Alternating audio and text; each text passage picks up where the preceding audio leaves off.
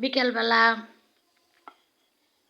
এই যে অনেকে তো আমরা কি করি বাইরের এই যে পরোটা তারপরে হলো পুরি কিনে খাই, ইচ্ছা করলে বাসায় এভাবে পুরি বানায় খাইতে পারি। বাসার পুরি গেলে কিন্তু খুব মজা হবে। তা আজকে আপনাদের এই যে বাসায় পুরি বানায় দেখাবো আমি কিভাবে বাসায় বসে ঘরোয়া পদ্ধতিতে পুরি বানায় খাওয়া যায়।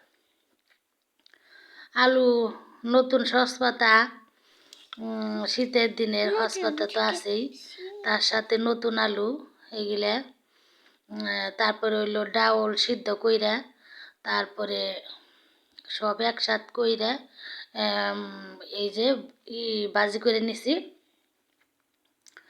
নিয়ে তারপরে এই যে রুটি বানায় ওর মধ্যে বাজিগুলা বইরা তারপরে হলো বানাবো। আর কিছু হইলো আলু ভর্তা, কিছু করছি আলু ভর্তা।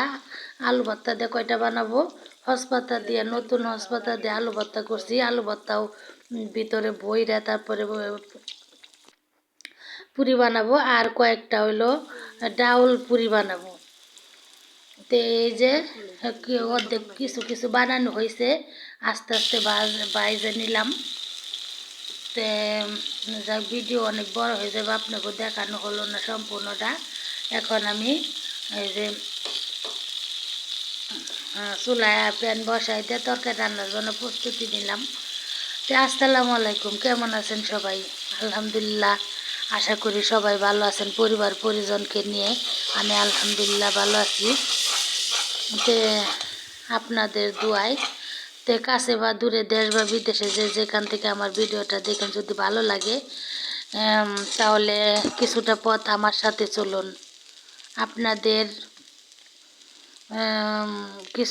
আপনারা কিছুটা পথ আমার সাথে চললে আমি একটু ভিডিও করার জন্য উৎসাহ পাবো, আমি একটু সামনের দিকে এগিয়ে যেতে পারবো। তো আর এই মুহূর্তে যদি নতুন কোনো বন্ধুর কাছে আমার এই ভিডিওটা যে তাকে দেখতেছেন, একটা লাইক দিতে ভুলে গেছেন, প্লিজ একটা লাইক দিয়ে তারপর ভিডিওটা কন্টিনিউ করবেন। আর আমরা অনেকেই কী করি, সাবস্ক্রাইব উঠাই নেই, তারপরে এটা ঠিক না। একটু দেরিতে কারো পরিবারে যেতে একটু দেরি হলে সাবস্ক্রাইব উঠাই নেই, এটাও ঠিক না। ভিডিও ছাড়ার পরে 72 ঘন্টার পরে অপেক্ষা করবেন সবাই, যে আমার ভিডিওতে আসলো কি না দেখি, আমার পরিবারে কি আপু আসলো কি না। আমি অবশ্যই আগে হোক পরে হোক যাবই, সম্পূর্ণ ভিডিও আমি সূত্র ধরে তারপর আপনাদের পরিবারে চলে যাব।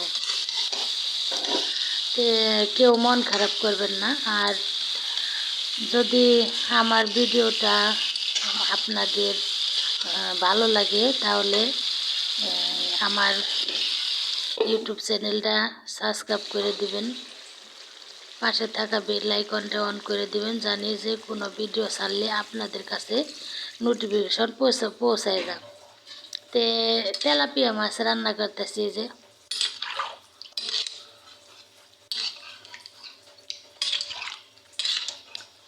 তেলাপিয়া মাছ আমাদের খুব পছন্দ করে মেয়েরা। তারপরে মাছের তরকারিটা হয়ে গেছে। এখন আমি আপনাদের পেঁয়াজের কালি দিয়ে ডিম ভুনা দেখাবো। চলেন, পেঁয়াজের কালি আছে না, এই যে নতুন পেঁয়াজ, এগুলার কালি দিয়ে আমার মেয়ে বলতেছে আম্মু এগুলো দিয়ে ডিম ভুনা করো বাইঙ্গে। আমি বললাম যে না, বাইঙ্গে আর ভুনা করবো না, আজকে দিলে আনামি করি, সিদ্ধ করে ফেলছি আগে যেহেতু ডিমগুলা। তে পেঁয়াজের কালি গিলে ভালো করে কষাই নেওয়ান লাগবো। আগে প্যান বসাই দিছি, দিয়া তারপর তেল দিছি, দিয়া পেঁয়াজ রসুন আদা বাটা মরিচ টরিচ সব গিলা দেওয়ার পরে পেঁয়াজের কালিগুলা দিছি। পেঁয়াজের কালু ভালো করে কষাই নিয়ে এই যে দেখ, তারপর আমি ডিম গিলে দিছি।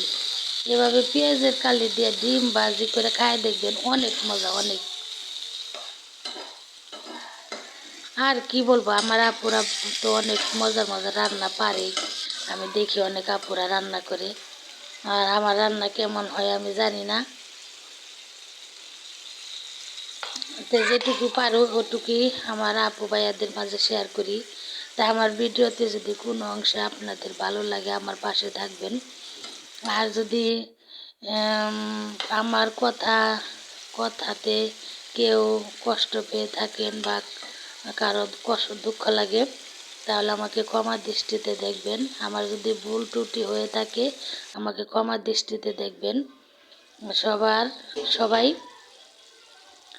অনেক কথা ভুল বইলে ফেলি অনেক সময় আমরা, তো সবাই আমাকে ক্ষমা দৃষ্টিতে দেখবেন। এই যে আমার ডিমগুলো প্রায় ভুনা করা হয়ে গেছে।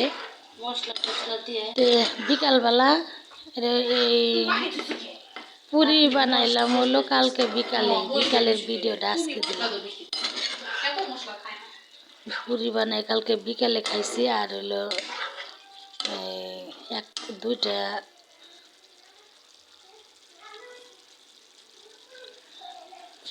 সিঙ্গারা বানাইছিলাম। সবাই ভালো থাকবেন, আল্লাহ হাফেজ।